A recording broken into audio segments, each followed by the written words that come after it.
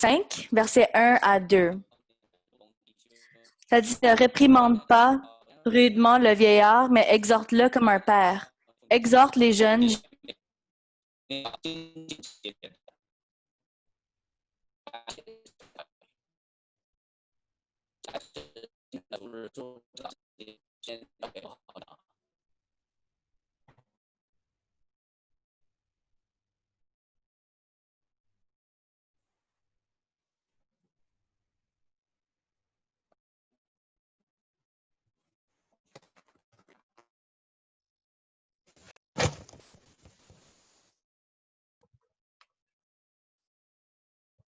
接下来是主日正道时间，时间交给5号传道。好，弟兄姐妹。Bonjour mes frères, bienvenue aujourd'hui. Aujourd'hui, dans le Zoom, on dirait qu'on a des problèmes techniques. Même quand on a commencé tantôt, ça coupait beaucoup. Donc, quand je parle, quand je prêche, il y a des problèmes techniques. Je m'excuse pour ça et être patient avec le système. Maintenant, on dirait que c'est beaucoup mieux.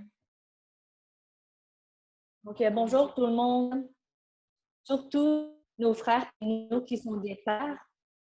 Aujourd'hui, on est le 21 juin, qui est la fête des pères. Donc, tout d'abord, je souhaite une joyeuse fête des pères pour les frères parmi nous qui sont déjà des pères. Vous savez, c'est une époque avec beaucoup de manque d'amour de père. C'est aussi l'époque où est-ce qu'il manque beaucoup de pères spirituels. Dans le concept traditionnel de la famille chinoise, la culture de l'homme et de la femme ça amène les pères à gagner de l'argent à l'extérieur pour subvenir aux besoins de la famille et estiment qu'ils sont devenus le pilier économique de la famille, fournissant à la famille de l'argent et a atteint le rôle du père. C'est ça qu'ils pensent. Mais après son retour à la maison, ses pères accompagnent rarement l'enfant, communiquent rarement avec l'enfant et confient toutes ses responsabilités de l'éducation de l'enfant à la mère. Donc, c'est pour ça qu'il y a beaucoup d'enfants qui ont grandi dans les familles chinoises, ont une relation éloignée avec leur père. Bien que le père soit à la maison, mais émotionnellement, le père est très éloigné des enfants. Donc, beaucoup d'enfants n'ont pas assez d'amour paternel pendant leur croissance. Ce phénomène est présent dans l'environnement au Québec.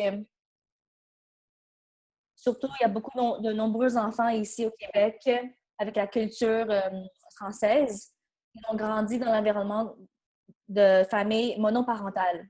Une fois que les parents sont séparés, si les enfants sont jeunes, de nombreux enfants choisiront de vivre avec leur mère. Donc, il y a tellement d'enfants qui grandissent dans un environnement sans amour paternel, ce qui engage beaucoup de problèmes psychologiques et sociaux. Les voisins aussi, ça s'est passé. Donc, les parents se sont divorcés et les enfants, ils grandissent avec leur mère. Je crois que cette situation, ce phénomène est très présent aussi parmi nous. Nous disons souvent que l'amour du père est comme une montagne. Le rôle du père dans la croissance d'un enfant ne peut pas être remplacé par la mère. Même, on ne peut pas dire qu'un enfant qui a grandi dans une famille monoparentale a plus de problèmes qu'un enfant qui a grandi dans une famille complète. Et on ne peut pas dire l'inverse non plus, que ces personnes-là, ces enfants-là ont moins de problèmes. Parce que, après tout, la personnalité de la personne, l'intégrité et la santé mentale sont également affectées par de nombreux autres facteurs. Mais cependant, nous ne pouvons pas nier que l'impact et les dommages causés par le manque d'amour paternel sont très réels dans la vie de nombreuses personnes. Par exemple, les filles qui manquent d'amour paternel peuvent avoir beaucoup d'insécurité et les garçons, sans l'exemple de leur père, ces personnes ils démontrent un manque de confiance en soi et de responsabilité. Il y a quelqu'un qui s'appelle Cassie Carstens c'est un chrétien, un frère, c'est un père aussi. Il a commencé un mouvement. Donc, il est l'initiateur du mouvement mondial qui s'appelle Father in Me, donc les personnes qui ont un père. Et ça vise à influencer les hommes à travers le monde, à travers une série de formations pour aider les hommes à comprendre la valeur d'être un père. Donc, je vais partager un petit peu ces formations. Il dit une personne, pour devenir un vrai père, il faut d'abord être un vrai homme.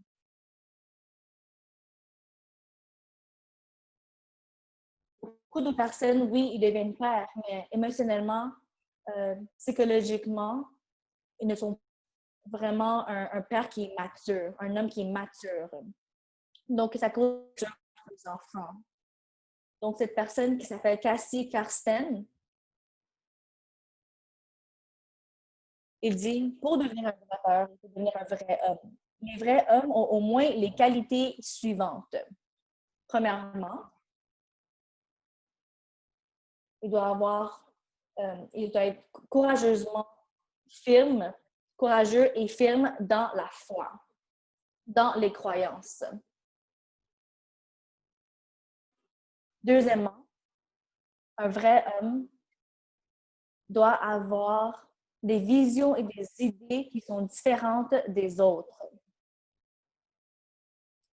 Donc, un homme, c'est pas quelqu'un qui va vivre pour l'argent, mais il doit avoir un but et des objectifs qui sont plus loin dans la vie. Deuxièmement, un vrai homme doit assumer les responsabilités que les hommes doivent avoir. Donc, familiales ou dans la société, dans le travail, dans quelle situation dans la vie. Et quatrièmement, un vrai homme doit relever de manière proactive les difficultés et les défis dans la vie. Donc, quelqu'un qui devient un vrai homme, c'est la seule façon pour devenir un vrai père. Donc, je sais qu'on a tous une définition différente pour un vrai homme, un vrai père. Mais moi, je suis en train de parler de Cassie Karsten, ce que lui il a décrit dans ses formations. Donc, avec cette liste, vous aussi, vous pouvez ajouter d'autres points que vous pensez importants. Quoi d'autre il dit? Il dit, le lieu de travail, la société et l'Église sont tous en compétition pour le temps d'un père.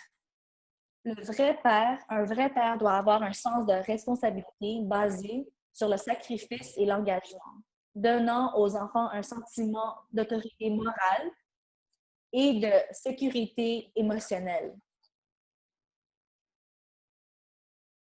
Dans une époque avec l'Internet,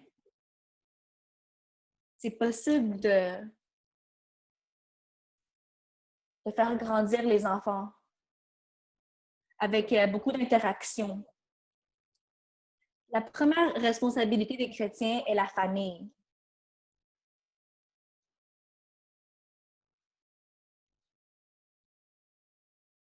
Les chrétiens, l'Église, récoltent les fruits d'une attention insuffisante à la famille et perd ainsi son influence sur le monde. Donc aujourd'hui, je veux vraiment vous encourager, surtout les personnes qui sont déjà des pères, peu importe où est-ce que vous êtes, travail, église, société, quand vous regardez vos priorités, la famille doit être votre priorité, première responsabilité.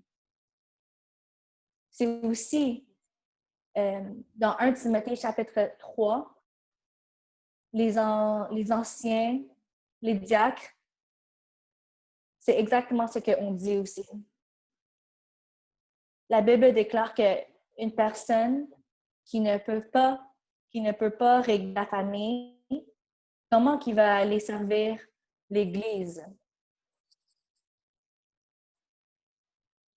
Donc, dans la famille, il y a beaucoup de situations où les pères ils passent pas assez de temps avec leurs enfants.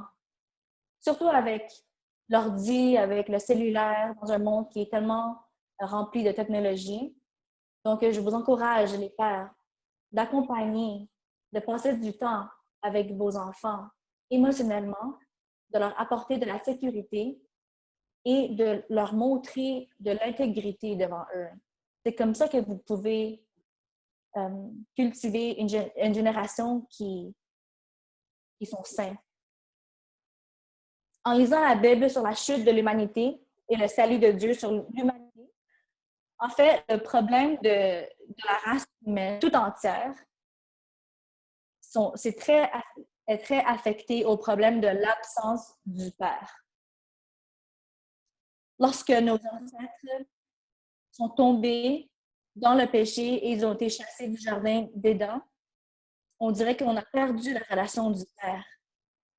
Et commencer à être seul et s'engage dans une longue route pour aller retourner à la maison du Père.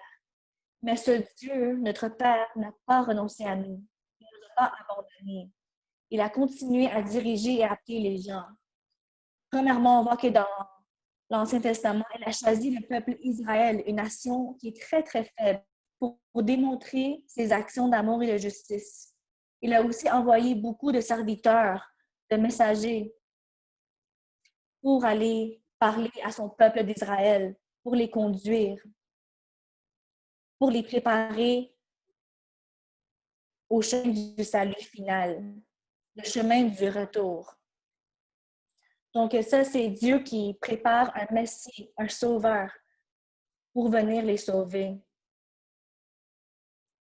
Au moment de la satisfaction, ce Messie, le sauveur, qui est devenu un être humain, pour racheter son peuple, qui est Jésus.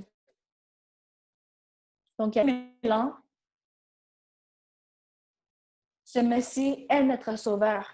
Il est devenu un être humain, né à Bethléem, en Israël. Son nom est Jésus. Ce qui signifie qu'il veut racheter son peuple du péché et du mal. Jésus est le Fils de Dieu. Quand il a prêché sur la terre, il a clairement dit au peuple qui lui écoutait que Dieu est son Père céleste. Lui et le Père est un, sont un. Donc, dans l'Ancien Testament, Dieu, en tant que Père, ce figure est très... le monde ne connaissait pas vraiment. Donc, Jésus voulait vraiment montrer au peuple que Dieu est un Père céleste. Et c'est pourquoi il y a plein de monde en Israël, dans le temps, ils n'aimaient pas Jésus parce qu'ils disaient, Jésus, tu appelais le Dieu comme ton Père. Tu blasphèmes contre notre Dieu. Donc, c'est pour ça qu'ils n'aimaient pas Jésus dans le temps. Donc, Jésus ne dit pas seulement que le Dieu est son Père, il dit que tous ceux qui croient en lui peuvent aller au paradis. Donc, Jésus est le chemin du retour que le Père Céleste a préparé pour l'humanité et la réponse ultime au problème des êtres humains sans Père. Grâce à Jésus, tous ceux qui ont cru en Jésus sont devenus des enfants et Jésus est devenu leur frère. Ils sont seulement rentrés chez eux, ils sont retournés chez le Père, dans sa maison. Ils ont pu appeler Dieu Père, Abba. Ils sont devenus un membre d'une grande famille, de la grande famille de Dieu. Non seulement ça, la Bible nous dit aussi que la maison que Dieu a préparée pour nous sur la terre est l'Église. Et l'Église est devenue, pour chaque chrétien, la maison spirituelle. L'Église est une démonstration du royaume de Dieu. La vie de l'Église est aussi un aperçu de la vie éternelle dans le royaume dans le futur. Donc, frères et sœurs, est-ce que vous pouvez imaginer, présentement, on est en train de se rassembler pour louer. C'est une pratique pour le futur, quand on sera au royaume de Dieu en train de le louer et de le glorifier. Donc, présentement, ici, on s'aime. C'est une pratique, c'est un aperçu pour dans le futur où est-ce qu'on va s'aimer et être là pour les uns les autres. Donc, la vie chrétienne dans l'Église est très importante pour chacun de nous ici. On a déjà lu dans 1 Timothée chapitre 3, verset 15, Paul il a déjà mentionné que l'Église est la maison de Dieu. Quand je parlais de notre foi, Dieu a préparé des frères et sœurs pour nous dans l'Église. Les frères et sœurs qu'on voit à l'Église, c'est Dieu qui les a choisis et qui a préparé pour nous. Ce n'est pas nous qui a choisi. Nous, même chose, on ne peut pas choisir c'est qui nos parents biologiques et nos frères et sœurs biologiques. Dieu nous a rassemblés de toutes les places pour nous rassembler dans une grande famille de l'Église, dans l'Église Grace Church. Il y a des hommes et des femmes, il y a des jeunes et des vieux. Dieu, il met 30 personnes dans notre Église pour qu'on puisse se connaître, nous aimer et nous compléter dans la vie de l'Église. Surtout pour compléter tout le manque d'amour et de regret dans la famille physique qu'on a. Donc, tantôt, j'ai dit que beaucoup de familles chinoises ou culture québécoise, beaucoup d'enfants, sont très éloignés de leur père biologique. Quand nous, on va à l'Église, il y a beaucoup de frères qui sont âgés dans l'Église, ils peuvent devenir nos pères spirituels et nos frères spirituels. Et les sœurs plus âgées peuvent aussi jouer un rôle d'une mère spirituelle. Même les frères et sœurs plus âgés peuvent traiter les frères et sœurs qui sont plus jeunes comme leurs enfants spirituels. Comme quand Paul considérait Timothée comme son fils spirituel. Mes frères et sœurs, l'Église est vraiment une place de miracle. Grâce à l'amour de Dieu, nous pouvons expérimenter l'amour que nous, qui manque dans notre maison. On peut sentir cet amour-là dans la maison de Dieu.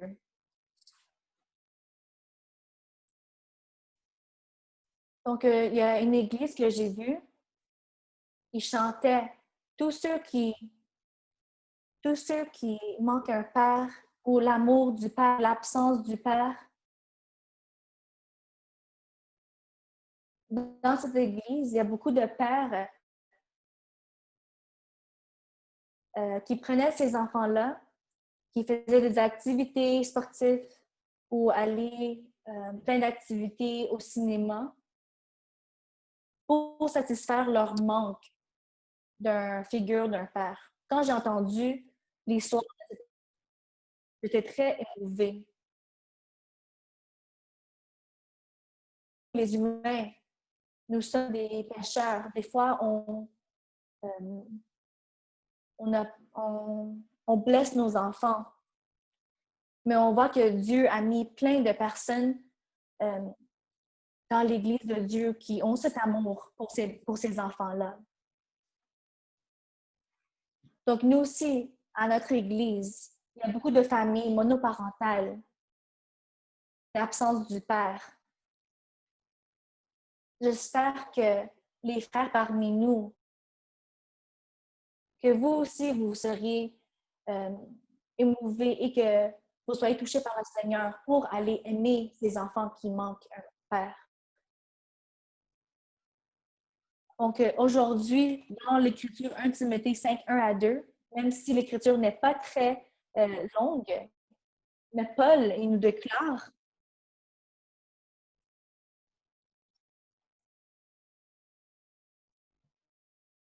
Paul nous décrit une belle image de disciples de différents âges et genres dans l'Église qui s'aiment et se croisent.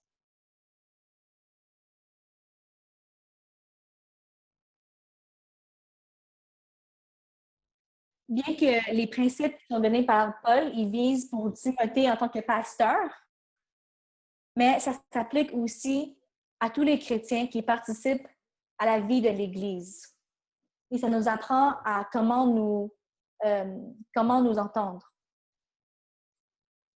Donc, l'Église est une maison. Donc, dans la maison, il y a aussi des règles. Donc, dans l'Écriture aujourd'hui, Paul il nous donne beaucoup d'instructions pour nous montrer dans l'Église de personnes de différents âges et différentes personnalités, comment vivre avec les uns les autres. Et ça s'applique à tous les chrétiens, à chaque chrétien dans l'Église. Donc, regardons qu'est-ce que Paul est en train de dire. C'est quoi ces instructions pour la maison de Dieu? Donc, on voit dans l'Écriture, Paul a mentionné 4 genres de personnes. Donc, premièrement, les hommes qui sont âgés, les femmes âgées, les hommes plus jeunes et les femmes plus jeunes. Donc, dans ces 4 genres de personnes, Paul il nous donne beaucoup d'instructions et beaucoup de situations qu'on pourrait voir. D'après les paroles de Paul, on peut voir les faits suivants. Il y a beaucoup de situations. Il y a des jeunes, des femmes, des hommes, des jeunes.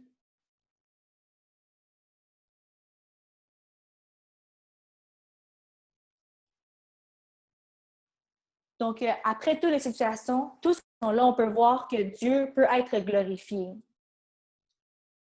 Je parlais avec un des frères récemment, quand il est venu à notre église, il disait que notre église avait beaucoup de relations. Dans n'importe quel genre, beaucoup de personnes avec différents métiers. Il y a des personnes qui ont des dépanneurs, il y a des docteurs, qui ont des historiques très différents.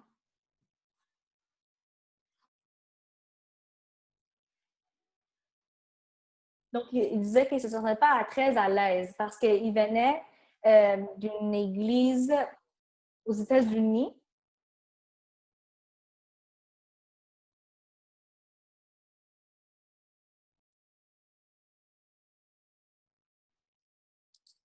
Donc, toutes les personnes qui étaient dans son église, ils avaient une éducation très différente. Donc, les éducations, ils devaient avoir au moins une maîtrise. C'est des personnes qui sont très, très, très éduquées. Donc, quand ils venaient à notre église, ils voyaient tout le monde de différents, qui venaient de côtés différents, de métiers différents. Ils ne se sentaient pas très à l'aise, mais ils disaient que ça, c'est normal. C'est normal qu'à l'église, il y ait différentes personnes.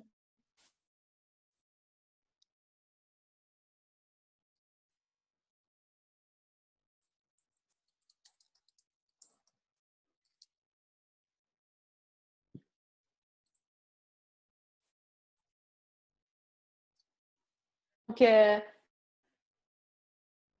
aux États-Unis, dans les églises, où est-ce que tous les membres sont ils ont au moins une maîtrise, ils sont très éduqués, c'est pas le contexte qui est normal, il dit. Ça dépend ça dépend où est-ce qu'ils sont aux États-Unis. Donc, ça, c'est pas le contexte normal d'une église. La plupart des églises, c'est rempli de personnes, des jeunes, des vieux, des hommes, des femmes qui viennent d'une famille différente, qui sont éduquées différemment. Ça, c'est normal. Et ça, c'est une église qui est en santé. Donc, je sais qu'il y a beaucoup de personnes qui veulent établir une église pour une certaine personne, donc par exemple les jeunes ou les vieux. Évidemment, c'est des églises qui sont très effectives. Mais d'après moi, l'Église ne regarde pas où est-ce que ces personnes, d'où viennent ces personnes. Une vraie Église qui est en balance, en santé, doivent avoir des personnes de différents backgrounds. Des personnes qui sont dans la ferme ou qui ont des entreprises. Comme ça, on peut voir la gloire de Dieu, le travail de Dieu dans leur vie. Les vieux chrétiens peuvent voir les jeunes chrétiens et ils peuvent voir le travail de Dieu à travers eux. Et les jeunes aussi, ils peuvent regarder les vieux et ils peuvent voir le travail de Dieu sur eux. Ils voient comment les personnes qui sont plus vieux, comment ils gèrent leur famille, dans la foi, les enfants. Donc, nous, notre Église, nous avons une Église comme ça. Différentes langues, différents backgrounds, différentes éducations. Et c'est Dieu qui a préparé cette belle famille pour nous. Je ne sais pas si cette fin de semaine, si vous avez tous dans nos rencontres du réveil ce week-end. Mais si vous voyez, dans chaque séance, on voyait des personnes de différents âges. Hier, on avait parmi nous qui avait notre frère Stéphane, qui vient de France, qui lisait la Bible pour nous, qui priait. On voyait aussi notre sœur Fabienne, avec son témoignage. On voyait aussi les personnes qui lisaient la Bible et qui priaient. On voyait Annie et sa mère. On voyait aussi un couple. C'est Suri et son mari. Et beaucoup de couples parmi nous qui lisaient la Bible parmi nous. On voyait aussi des jeunes hommes qui partageaient la parole, qui lisaient la parole pour nous. Donc, on voit, il y a tellement de personnes diverses parmi nous qui servent le Dieu vivant.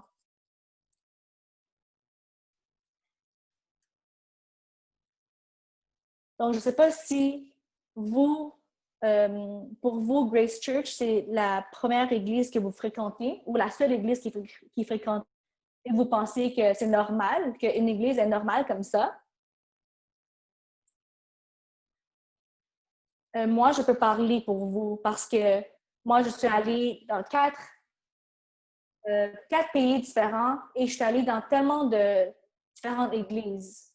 Avec mon expérience et comparaison des églises, je dois témoigner que notre église, Église Grace, c'est vraiment rempli de la grâce de Dieu. Parce qu'on a tellement de personnes différentes. Et on donne toute la gloire à Jésus. L'environnement de l'Église,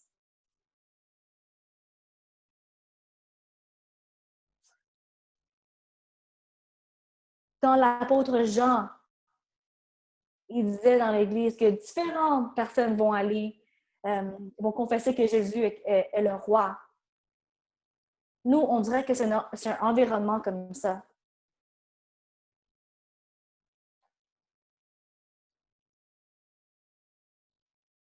Moi, j'ai vécu cela, donc je peux témoigner que notre Église est très rare. C'est Dieu qui nous a donné et préparé cette grande famille à Montréal.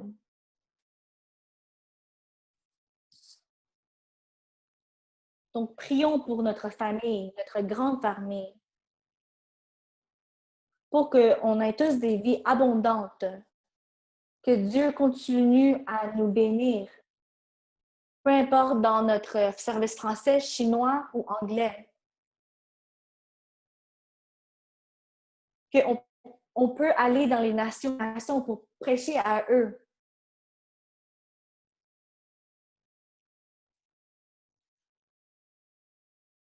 Tous les additions de nos frères et sœurs nous disent que c'est possible d'aller vers les nations pour prêcher l'Évangile de Dieu. Que Dieu nous donne ce cœur. Que Dieu continue à nous bénir dans notre Église. Qu'on puisse accueillir plus de monde et envoyer plus de monde aussi.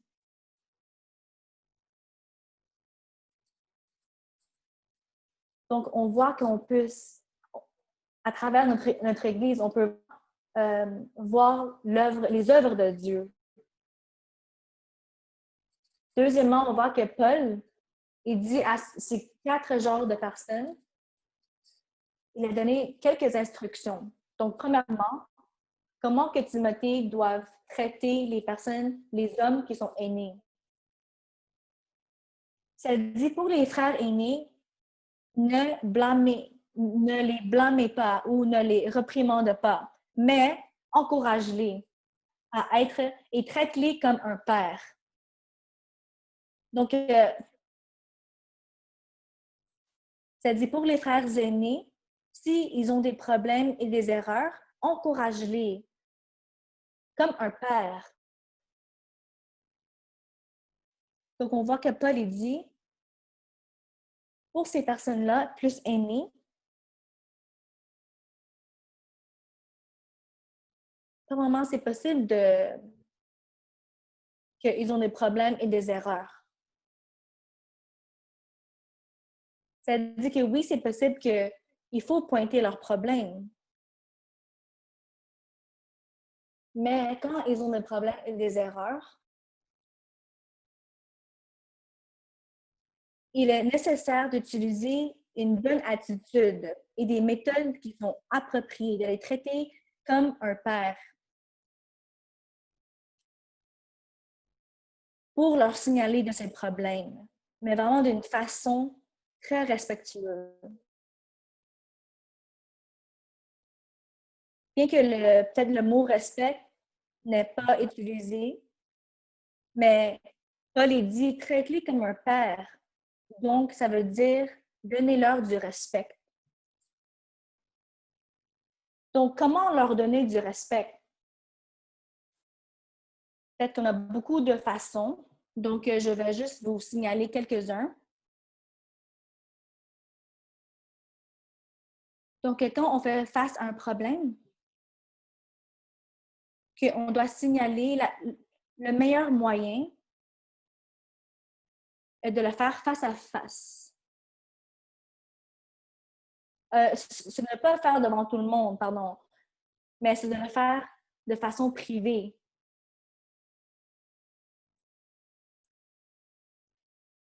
Il faut aussi l'honorer devant les frères et sœurs. Donc, pas le faire devant tout le monde.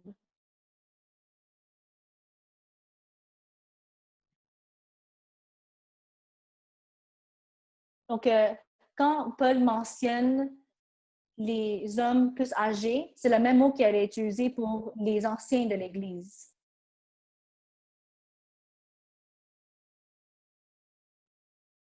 Donc, quand vous voulez signaler des problèmes de quelqu'un, dans l'Église, il faut y aller avec 2 personnes, en privé, en premier.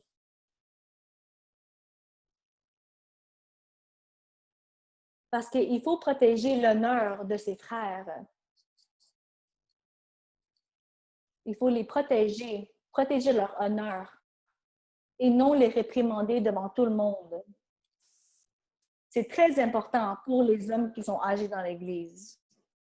Paul a utilisé le mot « encourager » et « exhortation ». Donc, ce n'est pas pour en les réprimandant sévèrement qu'on les corrige, mais on devrait encourager plutôt que blâmer. Paul, il dit, quand on traite les jeunes hommes, il faut les traiter comme les frères.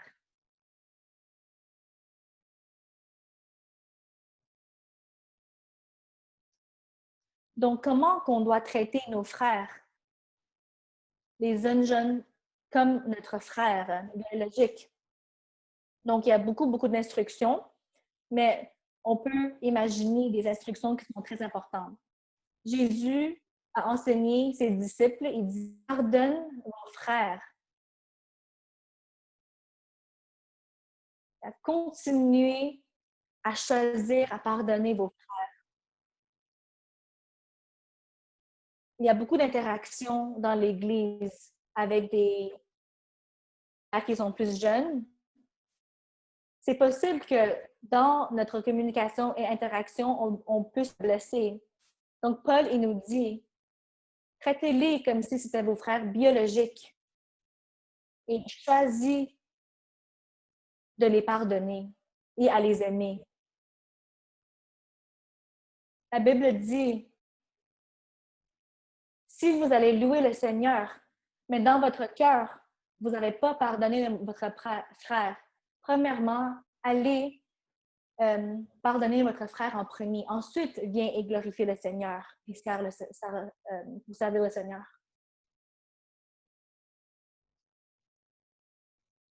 Donc, il faut se traiter dans le pardon et dans l'amour. Et ça prend beaucoup de pratique. Donc, quoi d'autre que la Bible dit pour comment traiter les frères qui sont plus jeunes? Dans Jean 1, ça dit « Aimez vos frères et donnez votre vie pour eux. » Il n'y a pas un grand amour. L'amour qui est le plus puissant dans la Bible, nous, des fois, on pense que c'est l'amour entre un homme et une femme. Mais l'amour qui est le plus puissant, qui est dit dans la Bible, ça parle de donner votre vie pour vos frères. Jean, il dit, quand nous, on était pécheurs, Dieu est mort pour nous, donc on a l'amour de Dieu. Donc nous aussi, on doit donner notre vie pour nos frères, de leur montrer amour.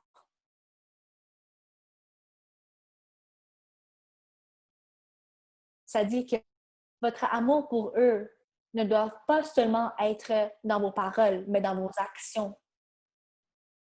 Donc ici, je vous encourage, surtout les jeunes frères, aimez-vous les uns les autres et donnez votre vie à l'un et l'autre. Je ne dis pas aller mourir physiquement, mais beaucoup de fois, c'est que vous laissez vous mourir en vous-même.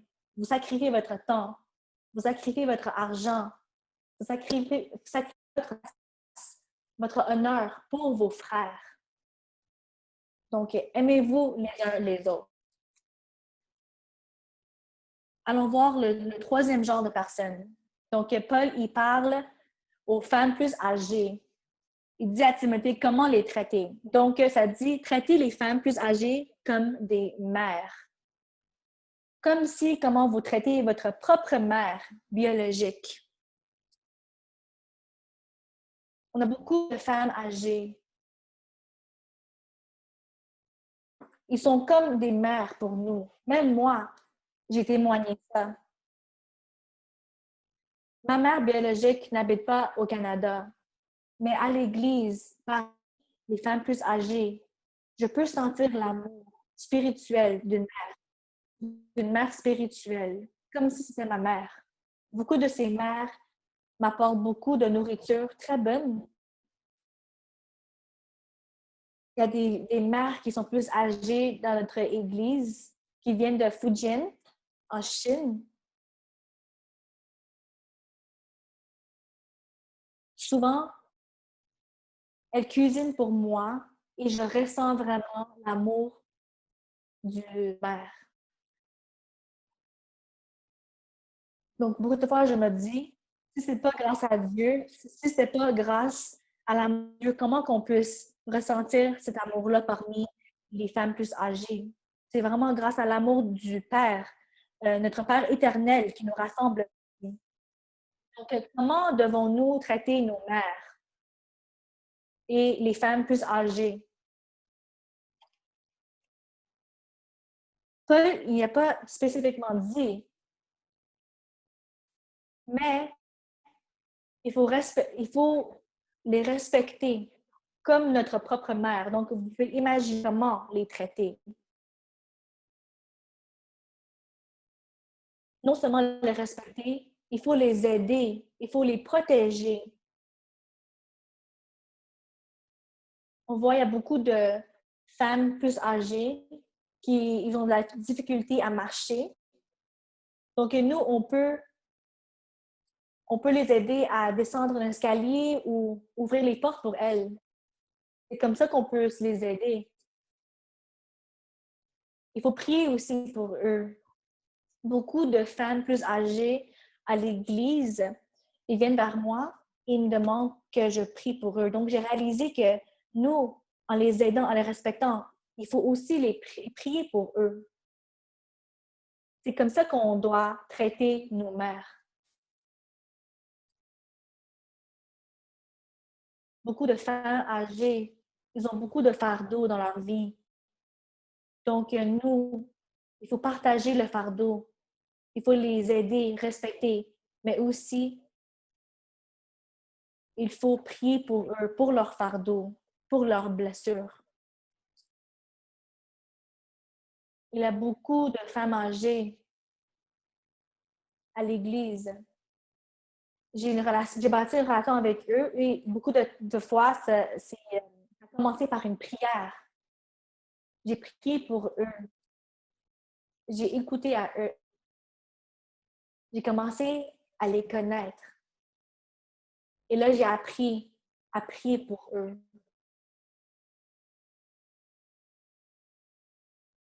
Peut-être que les femmes plus âgées, ils parlent beaucoup. Des fois, nous, les jeunes, on n'aime pas trop ça, entendre toutes leurs paroles. On trouve qu'ils parlent beaucoup. Mais ne soyons pas comme ça. Soyons patients envers elles. Des fois, quand ils parlent beaucoup, juste écoutez-les. C'est comme ça que tu vas les aider. C'est comme ça que tu vas les respecter. J'encourage nos jeunes aujourd'hui d'être patients avec elles et de les écouter.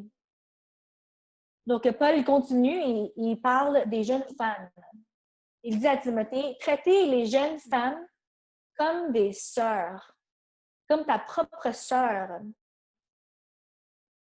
Quand Paul il parle à Timothée, il a spécifiquement dit, fais-le avec un cœur pur.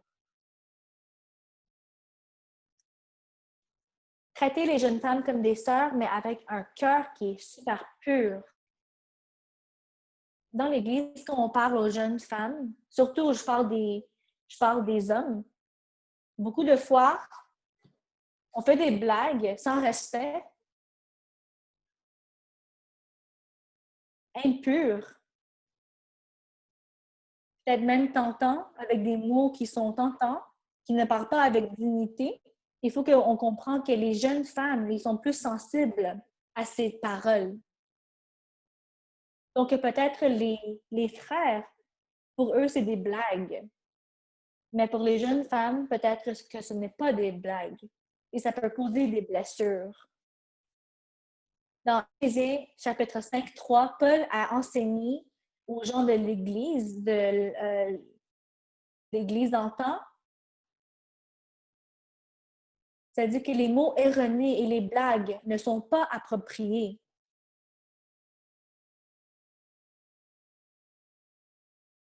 Des paroles qui n'ont aucune signification. J'entends souvent des blagues comme ça dans l'Église. Il faut faire attention à ce qu'on dit.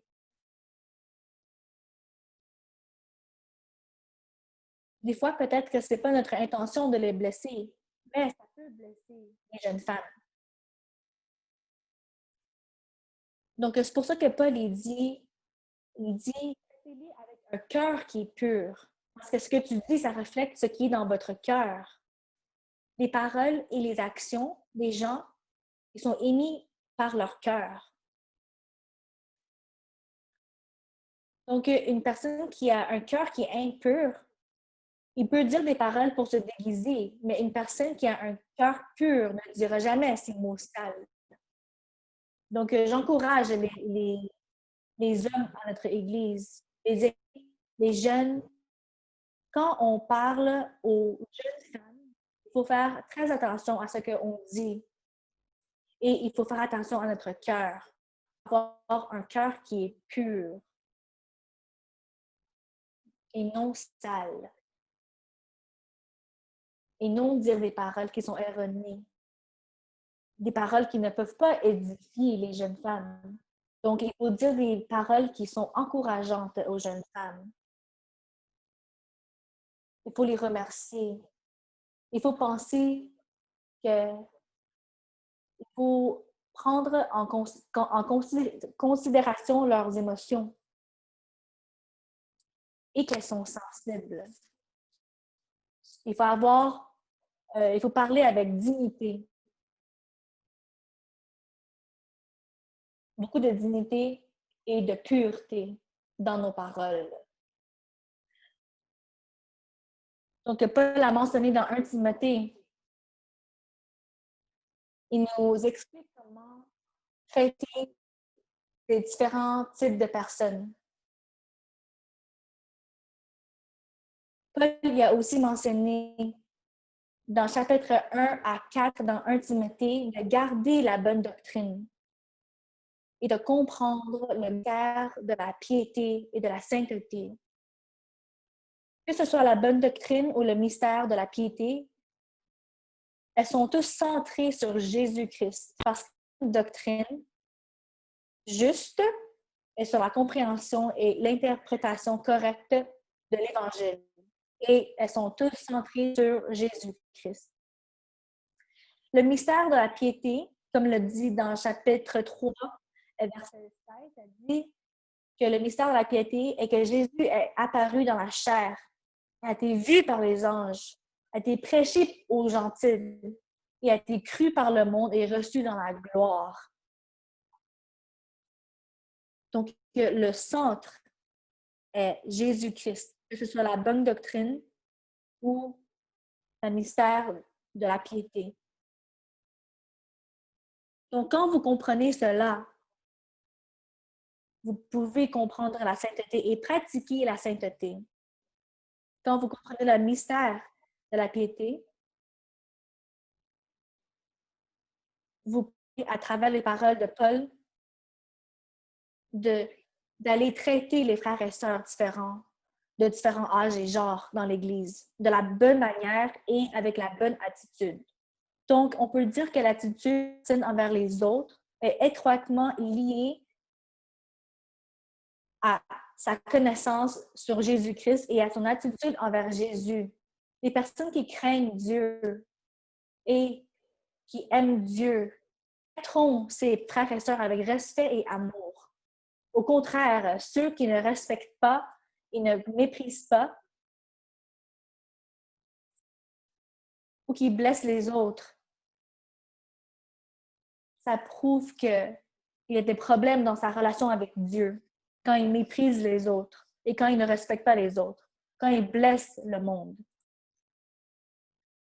Donc, ça prouve que cette personne-là ne craint pas Dieu et n'aime pas Dieu. Et il n'aime pas notre Seigneur Jésus-Christ. Aujourd'hui, c'est la fête des pères. J'ai une spéciale pour notre Église. Que Dieu puisse susciter et élever plus de pères spirituels qui craignent Dieu. Que le Seigneur élève des frères qui aiment Dieu, qui aiment Jésus, de l'âge ou peu importe s'ils sont âgés ou sont jeunes, mais qui deviennent des modèles pour les futures générations. Mes frères et sœurs, peut-être que vous êtes seuls à Montréal, vous n'avez pas de famille avec vous, mais l'Église est votre famille. Les frères et sœurs sont vos frères et sœurs spirituels. Peut-être que vous n'avez plus de parents. Peut-être que vous êtes enfant unique. Vous n'avez jamais eu la relation avec une sœur ou un frère. Peut-être qu'il y a personne qui n'a jamais compris le rôle du père ou d'un mère. Peu importe la situation que vous êtes dans, le Seigneur nous a préparés, nous a rassemblés dans une grande famille, dans notre Église, pour qu'on puisse ressentir ce qui nous manquait. seule raison pourquoi on peut devenir des frères spirituels, des sœurs spirituelles, parents spirituels à d'autres personnes, c'est tout grâce à l'amour de Jésus qui est parmi nous. Donc aujourd'hui, j'ai choisi une chanson comme réponse. On va inviter notre frère Owen pour répondre à ce qu'on a appris aujourd'hui. Ça dit, nous